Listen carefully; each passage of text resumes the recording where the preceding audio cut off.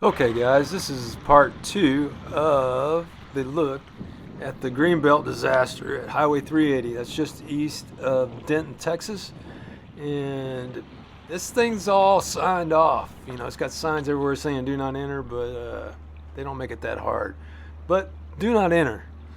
Anyway, this is the parking lot where now part of the Trinity River actually crosses over into Lewisville Lake. What a disaster, guys. I mean, this is just totally messed up. Anyway, take a look.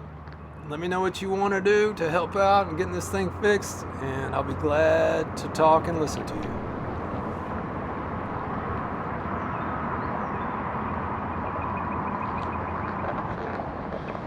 Alright guys, this is it. This is where the Trinity River crosses over into Lewisville Lake now. Isn't this just fantastic?